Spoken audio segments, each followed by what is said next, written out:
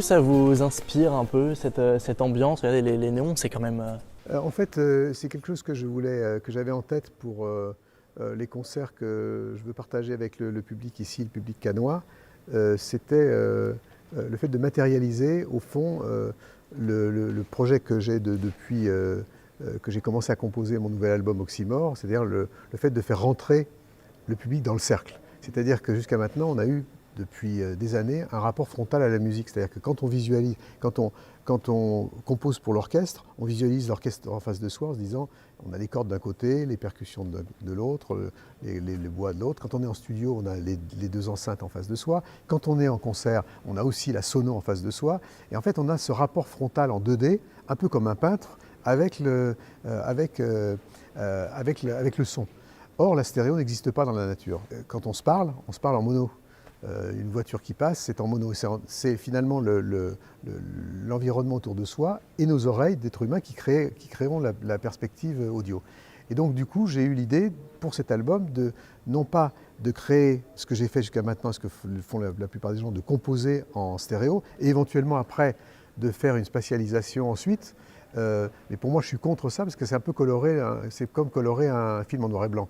En fait, je suis parti du départ avec l'idée de composer cet album en me disant toutes les parties d'arrangement, d'orchestration, j'ai envie de mettre la basse ici, je la mets là, je mets des cordes là, je le mets là, une séquence ici, je la mets là, un peu comme de placer des sons dans l'espace. Évidemment, c'est une manière totalement différente de composer qui va totalement changer la manière de produire, d'imaginer la musique dans les années qui viennent, dans les mois qui viennent. Et donc, j'avais envie à Cannes pour cette première de pouvoir justement faire rentrer et faire profiter, partager avec le public ce concert en immersif. C'est-à-dire que les gens soient dans la musique et pas devant la musique. Donc c'est vraiment un bricolage un peu ce que vous faites. Vous assemblez plein d'éléments pour former un univers en fait. Mais c'est toujours du bricolage. Je pense que ce qu'on fait, quand on voit les artistes, les peintres, les sculpteurs et les musiciens, on passe notre temps à détourner une technologie à notre avantage. Et donc du coup, c'est tout à fait juste. Tout ce travail, tout cet album, ça a été justement de la découverte, ça a été du défrichage et d'une certaine manière aussi de la bidouille, du bricolage. C'est ce qu'on fait. J'entendais récemment James Cameron pour Avatar dire que finalement, avant de commencer à tourner, il a bidouillé pendant 5 ans. C'est-à-dire justement d'explorer quels étaient les meilleurs outils pour arriver au résultat qu'on connaît. Et donc c'est la même chose. Alors, en fait, on peut se dire quand même que c'est du bricolage de luxe parce que c'est quand même. Je suis entouré de gens qui sont des hyper techniciens très pointus, des ingénieurs très pointus, et pour arriver justement à recréer. Alors dans cette salle, parce qu'on ne pouvait pas être dehors parce qu'il fait trop froid, mais dans cette salle qui est le salon des ambassadeurs, en fait, on est un peu comme dans Stonehenge, une sorte de totem, on est entouré de totems sonores finalement pour arriver à ce que le public soit vraiment à l'intérieur de la musique. Oui, c'est ça. Et puis justement, avec toutes ces technologies qui apparaissent, je pense notamment à l'intelligence artificielle. Est-ce que pour vous ça vous fait peur ou est-ce qu'au contraire vous comptez peut-être vous en servir pour créer justement quelque chose de nouveau encore? Oui, enfin, la technologie est neutre. Hein. La technologie et la création sont liées. C'est souvent la technologie qui dicte les styles et pas l'inverse. C'est-à-dire que parce qu'on a inventé le violon que Vivaldi fait la musique qu'il a faite, qu'on a inventé le synthé que des gens comme moi ou d'autres, et beaucoup d'autres font la musique qu'ils font, donc, et pas l'inverse. Donc l'intelligence artificielle va évidemment permettre des tas de choses, il ne faut pas en avoir peur. On a souvent une vision un peu dystopique du futur en se disant oh là là, les nouveaux outils qui arrivent comportent des risques d'aliénation, etc., etc. Je pense que ce qui va être intéressant, c'est de la détourner, l'intelligence artificielle, à notre avantage, de pouvoir trouver des moyens de créer différemment. Et je pense que les jeunes artistes aujourd'hui ont énormément de chance parce qu'on est après le Covid, là on est en plein moment de disruption, l'émergence du métavers, de la VR, justement des univers immersifs, dans lesquels le son a un rôle central à jouer. Parce que rappelons que le champ visuel c'est 140 degrés, le champ auditif c'est 360 degrés, donc paradoxalement la technologie d'aujourd'hui nous ramène à une manière naturelle d'écoute, ce qu'on écoute dans la rue. Dans la rue, on est entouré de sons, et c'était quand même dommage finalement qu'on ne soit jamais penché sur le fait que, pourquoi pas dans la musique, et qu'on garde, il y a des petits malins qui ont inventé en stéréo, la stéréo dans les années 30 ou 40 du siècle dernier, en se disant, tiens, on va décaler le canal gauche avec le canal droit pour créer une illusion d'espace. Mais c'est une illusion. Et là, en fait, avec la technologie d'aujourd'hui, on peut vraiment être dans l'espace du son. Et ça va. Je suis absolument convaincu que d'ici quelques mois, quelques années, on considérera la stéréo avec la même affection qu'on considère aujourd'hui le gramophone de nos arrière-grands-parents. Et donc demain, vous allez faire un peu trembler les Cannois avec votre musique. Vous avez été d'ailleurs un des premiers à vouloir transformer les concerts classiques en véritables shows, quoi. Pourquoi ça a été important? Pour une raison, j'ai voulu... quand j'ai commencé la musique électronique, moi, il n'y avait pas de salle qui était adaptée. Il y avait soit des salles qui étaient adaptées au rock ou au jazz, soit des salles qu'on appelait omnisport, où le lundi il y a un congrès Tupperware, le mardi un congrès du PS, le mercredi un match de basket, et on arrive le jeudi dans des endroits qui ont des ondes, des vibrations un peu particulières. Donc en fait, j'ai eu envie d'aller à l'extérieur, et puis en même temps, la différence, c'est quand on regarde quelqu'un jouer de la guitare, du violon ou de la trompette, culturellement, on sait le son que ces instruments font. Quand on est devant un synthé qui peut à la fois faire le son d'un hautbois ou d'une locomotive, c'est beaucoup plus compliqué à visualiser. Donc, naturellement, je me suis penché sur justement essayer de trouver la prolongation visuelle des sons et de la musique que je faisais, qui était à l'époque où j'ai été, je pense, le premier à le faire. Maintenant, c'est devenu une grammaire, c'est devenu un vocabulaire classique pour l'électro et au-delà, même pour le rock. Enfin, moi, quand j'ai commencé à faire ces concerts, on oublie que les gens, même les gens du rock, venaient avec des lumières, avec une vingtaine de lumières, point barre. Et donc, c'est vraiment un langage qui s'est développé. Et aujourd'hui, paradoxalement, pour ces projets-là, il n'y a rien à voir. C'est-à-dire que c'est encore un oxymore. C'est-à-dire que je pense que dans un moment où justement on voit finalement dans les concerts de plus en plus de gens ne même plus écouter le son parce qu'ils filment et ils archivent des moments qu'ils ne reverront sans doute d'ailleurs jamais. Donc ils loupent à la fois le live et ils loupent à la fois aussi l'opportunité de le revoir puisqu'ils ne le reverront pas nécessairement. Donc dans ce cas, c'est vraiment l'idée de se dire les oreilles ouvrent les yeux, que moi j'ai envie de créer en fait au fond la bande son que vous, auditeurs, vous allez de l'histoire ou de l'histoire du film que vous faites dans votre tête en écoutant la musique. Et donc c'est tout ça. Et donc c'est vraiment au-delà de la technologie, parce que finalement on s'en fout, ce qui compte c'est le résultat, c'est justement d'aller plus loin dans la manière de partager une émotion musicale avec le public, quoi. Et justement, le public, un jour, ça a été même 2,5 millions de personnes. Est-ce que vous aurez pensé honnêtement que la musique électro aurait pu devenir une musique aussi populaire, la musique la plus populaire au monde finalement? Moi j'étais convaincu dès le départ que la musique électronique, à cause du fait justement qu'on devenait son propre luthier, qu'on ne travaillait pas avec des instruments dont le timbre avait été fixé à l'origine, mais qu'on pouvait fabriquer ses propres sons, que ça allait devenir la grammaire du XXIe siècle, la manière dont on allait travailler. J'étais absolument convaincu très très vite. Et puis le fait aussi que ce qui est intéressant dans la musique électronique, c'est qu'à la fois, comme vous le disiez, c'est la musique la plus populaire au monde, mais qu'en même temps elle est restée underground. C'est-à-dire qu'elle n'est jamais... il y a eu l'establishment de la musique classique, bien sûr, l'establishment du jazz, l'establishment du rock, l'establishment de l'électro. C'est pas clair. Et du coup, c'est ce qui, je pense, fait que la musique électronique reste encore si vivace et qu'elle a un bel avenir devant elle. Et justement, vous, avec votre succès international, comment vous avez vu la notoriété? Est-ce que vous auriez aimé faire une Daft Punk, par exemple? Ou est-ce que... Faire quoi? Une Daft Punk, c'est-à-dire être masqué, ou est-ce que finalement... En fait, la musique électronique avance masquée de manière générale. Moi, mes premiers albums, j'avais pas de photos dessus. Il se trouve qu'après, j'avais pas de casque à disposition, donc j'ai continué démasqué. Mais finalement, c'est peut-être dans l'ADN de la musique électronique d'avancer d'une certaine manière un peu masquée. C'est-à-dire qu'en fait,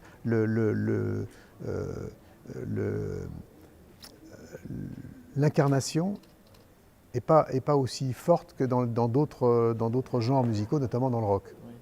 Et d'ailleurs, beaucoup de DJ qui aujourd'hui sont très incarnés font finalement plus de la pop que de l'électronique. Ils sont passés de l'autre côté de la rivière, si j'ose dire. Merci beaucoup Jean-Michel. Merci à vous. Merci. C'est parti. Donc, du coup, après plusieurs shows ici à Cannes, qu'est-ce que vous en retenez du coup de cette expérience? D'abord, j'en retiens le fait que ces concerts se placent sous le signe du lancement de ce nouveau Midem. Et je trouve que c'est une bonne idée, une bonne initiative que le maire de Cannes a eue de relancer une marque qui est reconnue, respectée dans le monde entier et qui était un peu tombée en désuétude, qui a un peu disparu parce qu'elle n'a probablement pas su s'adapter à l'évolution de la musique. Et aujourd'hui, qu'on a après le moment du Covid, ce moment de disruption, changement de paradigme où en fait il y a l'émergence du métavers, de la réalité virtuelle, des NFT et notamment de l'immersion sur le plan musical. Ce Midem Plus étant placé sur le signe justement de l'innovation tombe bien. Et c'est bien en plus que ça soit en France, puisqu'on a des tas de start-up, des tas de gens aussi bien sur le plan du son que sur le plan visuel et sur le plan de la VR par exemple, et de la XR, qui sont parmi les plus pertinents dans le monde. Donc c'est bien que ce Midem finalement devienne une sorte de rendez-vous annuel de l'évolution des technologies au service des artistes. C'est ça. Et puis ce qui marchait bien, ce que les gens ont retenu, c'est que en fermant les yeux, en fait, c'est ça qui les faisait finalement voyager et ressentir votre musique. Est-ce que vous l'avez un peu conçu pour ça aussi? Alors, musicalement, il y avait aussi cette idée que moi j'en ai un peu marre en plus j'ai un peu créé, je suis un peu responsable, je dirais ça avec modestie, mais je suis un peu responsable du fait que d'avoir intégré autant de visuels dans les concerts. J'étais un des premiers, sinon même le premier en tout cas à utiliser le mapping sur des lieux urbains, dans des lieux urbains, de faire des concerts en utilisant une scénographie visuelle et en l'intégrant de manière importante. Aujourd'hui, c'est devenu une grammaire grammaire traditionnelle de tous les concerts, en électro particulièrement, mais pas seulement, rock, hip-hop, etc. On ne peut plus concevoir un concert sans écran vidéo, tout ça. Et en fait, petit à petit, avec le développement des smartphones et tout ça, tout le monde passe leur temps à filmer le live. C'est-à-dire qu'en fait, ils n'écoutent plus les concerts, mais en fait, finalement, on les enregistre et on crée des archives qu'on ne regardera probablement jamais entièrement. Donc en même temps, c'était en même temps un côté subversif en se disant je vais faire des concerts dans l'obscurité, il n'y a rien à voir, et pour revenir finalement à quoi? Pour revenir aux racines de la musique.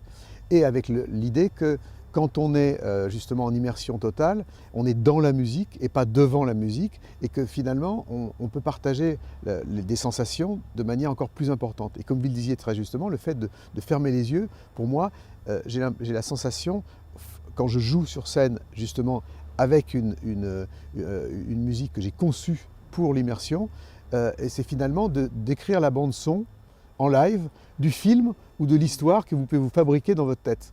Et ça, je trouve que c'est finalement revenir aux sources de la musique, c'est-à-dire le fait de faire marcher l'imaginaire et que ce que vous entendez crée les images qui vous sont propres et qui seront différentes pour vous, pour qui que ce soit d'autre.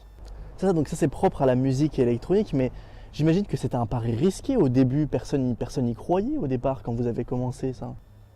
En fait, c'est marrant parce que moi j'ai vécu en fait 3 moments de disruption. Le premier, au début, quand j'ai commencé la musique électronique, où effectivement on était considéré comme une poignée d'allumés qui travaillaient avec des machines, qui n'étaient pas considérés quand même comme des instruments de musique. D'ailleurs, le mot machine est resté pour les synthés, alors que le synthé, on peut le comparer à un saxophone, une clarinette, enfin c'est un instrument de musique, on le sait aujourd'hui, mais le mot est resté.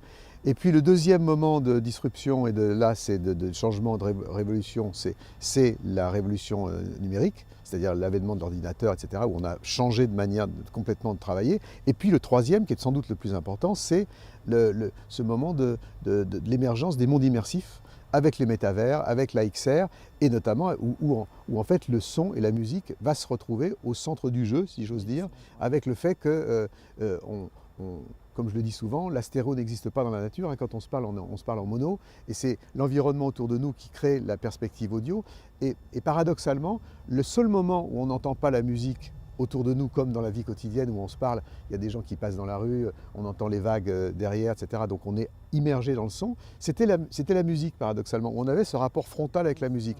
Et aujourd'hui, j'ai eu envie justement de rompre cette barrière et de me dire je vais concevoir, je vais pas non... Parce qu'il y a beaucoup de gens qui parlent de spatial audio, etc. Mais en fait la plupart du temps, c'est de la musique mixée, produite de manière traditionnelle en stéréo, qu'on spatialise ensuite. Pour moi, c'est un peu comme coloriser un film en noir et blanc. Ça n'a pas vraiment de sens. En revanche, ce qui est intéressant, c'est dès le départ de concevoir la musique en immersif, c'est-à-dire de se dire, tiens, ce son-là, j'ai envie de le mettre ici, et puis qui voyage là. Ça change complètement, c'est qu'au lieu d'être devant la musique, on est dedans. Et on est dedans en tant que musicien, producteur, etc. Mais on partage cette immersion avec le public. C'est la raison pour laquelle, effectivement, à partir du moment où on est dans la musique, je demande au public, comme ça a été le cas pour vous, finalement de fermer les yeux, parce que, comme on le disait avant cette conversation, avant cette interview, ça change tout. Et puis ce qui est fascinant en parlant de votre public, c'est qu'on voit autant des enfants qui viennent avec leurs parents, parfois même leurs grands-parents. C'est fou de se dire que la musique électro, elle rassemble autant, quoi. Comment vous l'expliquez? Alors moi, je l'explique pour une raison, c'est que petit à petit, la musique électronique est devenue la musique la plus populaire au monde, mais elle est toujours encore aujourd'hui restée underground. C'est-à-dire que très vite, le jazz, qui était underground, s'est transformé en une sorte d'establishment. D'ailleurs, qui a jugé avec condescendance le rock quand il a commencé. Et le rock underground est devenu aussi officiel, avec des gens qui faisaient partie de l'establishment, qui d'ailleurs ont accueilli plutôt fraîchement la musique électronique. Ce qui est drôle avec la musique électro, c'est que il n'y a pas d'establishment de la musique électronique, ça reste toujours underground, ça reste toujours masqué d'une certaine manière. Et je pense que c'est ça aussi qui fait que cette musique, parce qu'elle n'est pas récupérée par un ghetto ou par un secteur, elle reste complètement transgénérationnelle, transculturelle. Même le hip-hop aujourd'hui, il y a l'establishment du hip-hop, il y a la noblesse du hip-hop et du rap. Et quand je dis noblesse, ce n'est pas nécessairement une qualité, mais il y a cette espèce de côté hiérarchisé, pas dans l'électro. Et justement, vous avez parlé de rap, c'est la musique la plus écoutée chez les jeunes. Est-ce que vous, pour toucher les jeunes, vous avez déjà songé peut-être à collaborer avec un de ces artistes? Oui, tout à fait. C'est tout à fait possible, mais ça ne s'est pas encore présenté, mais j'espère que ça se présentera un jour, oui, absolument. Vous connaissez peut-être des artistes que vous avez déjà réfléchi Oui, bien sûr, il y a évidemment, moi je rêverais de travailler avec quelqu'un comme Kanye West, même s'il est complètement allumé, c'est vraiment un très grand talent. Moi je suis toujours, il y a un décalage entre le personnage lui-même qui n'est pas nécessairement des plus avenants, et c'est un euphémisme, et puis sa production qui m'impressionne toujours. Et puis un autre artiste que j'aime beaucoup, c'est Eminem, depuis toujours, qui a vraiment une couleur. Vous savez, ce qui est intéressant dans n'importe quel style de musique, c'est que finalement, au bout de 30 secondes, vous écoutez Miles Davis, vous écoutez Billie Eilish, vous écoutez Moby, vous écoutez Kanye West. En 30 secondes, vous savez que c'est eux et personne d'autre. Et c'est ça qu'on appelle le style et c'est ça qui est intéressant. Vous cherchez une identité en fait. Exactement. Mais moi, quand j'évoque le nom de Jean-Michel Jarre à mes parents, ils disent tous « Oh, mais ce concert à la Défense, oh là là, j'y étais, 2,5 millions de personnes. » Est-ce que vous pouvez juste me reparler de cette expérience? Est-ce que déjà vous les voyez, ces 2 millions de personnes à ce moment-là? Bien sûr, il se trouve que, et c'est tout à fait pour moi un mystère dans ma vie, c'est que le premier concert que j'ai fait, à Place de la Concorde, il y a eu 1 million de personnes. J'ai mis quand même au moins 6 mois à m'en remettre. Parce que c'était un choc. Il y avait même eu très peu de promotion. Et en fait, je me suis retrouvé à finalement, plus j'allais dans ma vie, les concerts, et plus il y avait de monde. Et en fait, ça rend tout à fait humble parce que, en fait, j'ai pas décidé ça, c'est arrivé, c'est encore mystérieux pour moi, mais je pense que c'est aussi l'idée de considérer un concert non pas comme une démarche individuelle, mais une démarche collective. La Défense, on était 1000 personnes. C'était comme tourner Apocalypse Now en une nuit. Et donc avec des tas de techniciens différents, des tas de musiciens, d'artistes différents, des graffeurs. Enfin, et donc c'était ce côté collectif que j'ai beaucoup aimé. Et puis aussi l'idée un peu, moi j'ai été élevé à Lyon avec mes grands-parents qui étaient devant une place où il y avait les cirques qui arrivaient. Et les cirques, j'étais toujours fasciné quand j'étais gosse de voir les caravanes arriver nuit, jouer et partir le lendemain matin. Et en fait, l'idée du one-off m'a toujours beaucoup plu dans une société dans laquelle on est depuis un bon moment, où tout est répété, enregistré à l'infini. Le fait de faire quelque chose qui ne dure qu'une fois a un charme aussi. Et c'est ce que j'ai aimé aussi à Cannes, c'est finalement de faire des concerts qui soient un peu des one-off à chaque fois. Et c'est ce que j'ai envie de faire en 2023, c'est de partir avec ce cercle un peu, ce cercle magique, et puis d'aller l'installer dans différents endroits. Et de partager justement avec un public, comme vous le disiez très justement, un public très bigarré, très différent. Il y a aussi bien comme vous le disiez, des très jeunes, des ados, des DJ aussi, et puis des générations de leurs parents ou autres. Et en fait, d'arriver justement à agréger des publics différents, où on oublie la technologie. Effectivement, ces concerts sont très technologiquement assez sophistiqués, mais finalement on s'en fout de la technologie. Ce qui compte, c'est le résultat. Ce que vous me disiez, si vous avez eu le frisson à un moment donné, j'ai gagné. Le reste, on s'en fout d'une certaine manière. Merci beaucoup, Jean-Michel. Merci à vous. Merci. Parfait.